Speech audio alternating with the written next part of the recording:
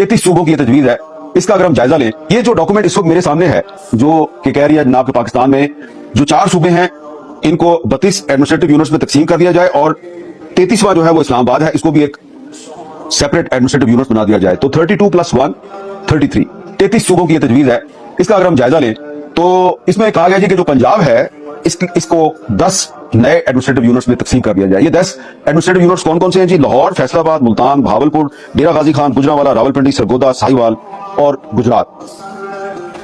और इसके बाद ये कहता है जी कि जो सिंध है, सिंध को 7 नए सूबों में तकसीम किया जाए। अब वो 7 नए प्रोविंसेस या एडमिनिस्ट्रेटिव यूनिट्स कौन से हैं?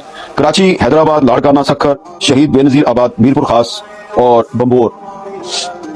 आगे इन्होंने इलाके भी लिखे हैं कि अगर कराची है तो कराची में Karachi south, west, east, central, Malir, Korangi और केमाड़ी ये शामिल होंगे। आगे चल के खैबर पख्तूनख्वा जो है इसके बारे में भी कहा गया कि इसको भी 7 नए सूबों में तकसीम कर दिया जाए। ये 7 नए सूबे कौन से होंगे? पिशावर, मालाकंड, हजारा, मर्दान, कोहाट, डेरा इस्माइल खान और बन्नू। और फिर कहा गया जी कि बलोचिस्तान जो है इसको 8 नए प्रोविंसेस में तकसीम कर दिया जाए। ये 8 नए प्रोविंसेस हैं जी, क्वेटा, कलात, नसीराबाद, मकरान, सिबी, रक्षान, योब और लोरालाई। और इन 32 नए सूबों के साथ एक 33वां सूबा इस्लामाबाद होगा। 35 सूबे आपने कहा।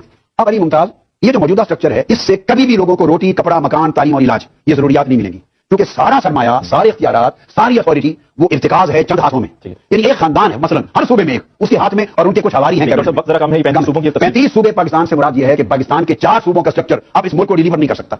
हर एक डिवीजन को एक सूबा बनाना होगा। ये मेरा डिवीजन ऑफ पाकिस्तान है। जब मैं कहता हूं कि तब्दीली चाहिए, निजाम बदलना चाहिए, तो उससे मुराद यह है कि हर डिवीजन एक सूबा हो। और डिवीजन जब सूबा बन जाए तो उस पर किसी वजीर आला और किसी कैबिनेट की जरूरत नहीं है कि जारी करें, जस्ट वन गवर्नर। और गवर्नर के लिए किसी एक्स्ट्रा बजट की जरूरत नहीं कि कोई ये कर दे सवाल कि डॉक्टर साहब आप 35 सूबे बना रहे हैं तो बजट कहां से आएगा। नहीं, किसी बजट की जरूरत नहीं। जो एट प्रेजेंट हर डिवीजन के कमिश्नर का बजट होता है, कमिश्नर की पोस्ट खत्म हो जाएगी, वो गवर्नर का बजट। आपने आइन का रेफरेंस दिया, तो आइन के मुताबिक there has to be a chief executive of the province, या वो गवर्नर चीफ एग्जीक्यूटिव हो जाएगा।